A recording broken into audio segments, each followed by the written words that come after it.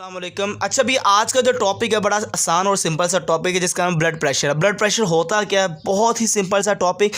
जैसे कि blood pressure का मतलब ये है कि ब्लड का दीवारों के ऊपर प्रेशर लगाना, फोर्स लगाना। किसकी दीवार के ऊपर? बेटा ब्लड वेसल्स, जिसमें आर्टरीज आ जाती है, वेन आ जाती है, कैपिलरीज आ जाती है। इनकी दीवारों पे लगने वाला जो प्रेशर या फोर्स होती है ब्लड का, मेरे बच्चे उसको नाम देते हैं they are called blood pressure. मतलब कि force of blood exerted on walls of vessels. तो ब्लड का फोर्स लगाना, एक्सर्ट करना ब्लड वेसल के ऊपर, मेरे बच्चे they are called blood pressure. देख सकते हैं ये ब्लड है और ये दीवारों के ऊपर जो फोर्स या प्रेशर लग रहा है, इस फोर्स और प्रेशर को हम नाम देंगे they are called blood pressure है। अब ब्लड प्रेशर कैसे बनता है, क्या कब ब्लड प्रेशर ज़्यादा होता है, कब ब्लड प्रेशर कम होता है, इसकी रीज़न क्या है? एक बड़ा ब्लड प्रेशर होता है जिसको कहते हैं सिस्टोलिक प्रेशर।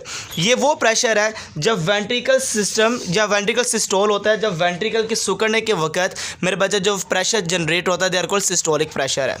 इसी तरह जब मेरे बच्चे अगर देखा जाए, वही मेरे बच्चे जो हार्ट के जितने भी चैम्बर्स हैं जब वो रिलैक्स की हालत में आता है उसको कहते हैं डायस्टोलिक प्रेशर है। मतलब कि वेंट्रिकल के सिकुड़ने के वक्त उस वक्त जो प्रेशर जनरेट होता है they are called systolic pressure है। और दिल के चैम्बर्स का दोबारा रिलैक्स होने के वक्त जो प्रेशर जनरेट होता है they are called diastolic pressure है। आप इसको आम अल्फाज में ये भी कह सकते हैं कि वो प्रेशर जो मेरे बच्चे वेंट्रिकल्स की वजह से बनता है वो सिस्टोलिक प्रेशर है। वो प्रेशर जो दिल के रिलैक्सेशन की वजह से बनता है they are called diastolic pressure है। अब जो सिस्टोलिक प्रेशर है अगर देखा जाए इसकी वैल्यू कितनी होती है, 120 मिलीमीटर मर्करी होता है। आपने देखा होगा जब भी डॉक्टर के पास जाते हैं तो जब वो बीपी ऑपरेटर से आपका ब्लड प्रेशर चेक करता है तो वो पंप के जरिए दबाता है और वो एक पारा होता है जो ऊपर चलता जाता है, एक ऊपर तक ले जाता है। फिर उसको वो आसा आसा उस पंप को खोलता है और खोलने के बाद वो नीचे पारा आता है और एकदम उसको डग डग की आवाज़ सुनाई देती है। वो जो डग डग की आवाज़ सुनाई देती है starting point they are called systolic pressure. इसको हम ऊपर वाला प्रेशर कहते हैं और वो कहाँ से स्टार्ट होती है? नॉर्मल पर्सन की 120 मिलीमीटर मर्करी पर। इसी तरह वो डग डग की आवाज़ चलते एक वक्त में नीचे आके पारे की वो आवाज़ रुक जाती है।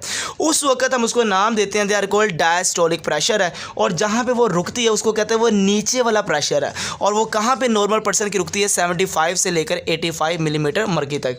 तो ऊपर वाला प्रेशर 120 है और नीचे वाला प्रेशर कितना है? 75 से लेकर 85 मिलीमीटर मर्करी होता है। तो ऊपर वाला प्रेशर नॉर्मल पर्सन का ये है और नीचे वाला प्रेशर मेरे बच्चे ये होता है। और ये जो नीचे वाला प्रेशर ये बनाने वाला कौन सी चीज़ है वो मेरे बच्चे मैंने अभी बताया है कि रिलैक्सेशन हार्ट से बनता है। और ऊपर वाला जो मेरे बच्चे प्रेशर कौन बनाता है वो बेटा वेंट्रिकल सिस्टोल बनाता है। ये जो प्रेशर है ब्लड प्रेशर ये चेंज होता रहता है, अल्टरेशन होती है इसके अंदर। अल्टरेशन कब होती है?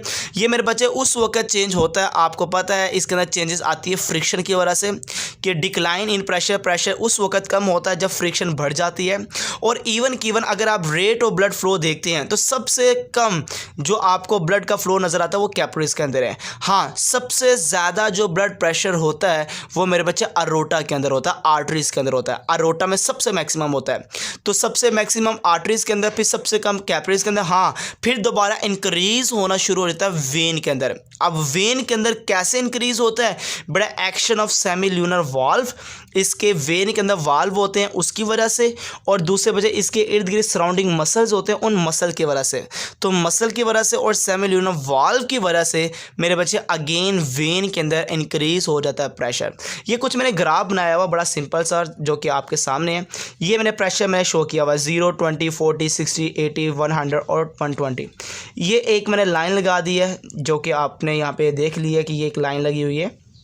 इसी तरह ये प्रेशर है, ये देखें ऊपर प्रेशर ये है 120, ये ऊपर 120, ये कौन सा सिस्टोलिक प्रेशर है। और नीचे कहाँ तक जा रहा है? 80 तक। तो ये ऐसे मैं शो करवाया हुआ है, ठीक हो गया। और ये प्रेशर जो हम नोट करते हैं ये बेसिकली अगर हम देखते हैं, डिटेक्ट करते हैं, बीपी ऑपरेटर से जो डॉक्टर देखता है वो आर्टरीज के अंदर ये चेक कर रहा होता है। आर्टरीज से पता लगता है कि कितना प्रेशर है। देखेंगे ये प्रेशर कितना कम हो चुका है। आर्ट्रियोल्स, कैपिलरीज, वेन्यूल्स के अंदर प्रेशर काफ़ी कम हो चुका है, वेन्स के अंदर और कम हो चुका है, वेन काफ़ी और, मतलब फिर ऐसे चलता है, मेंटेन रहेगा।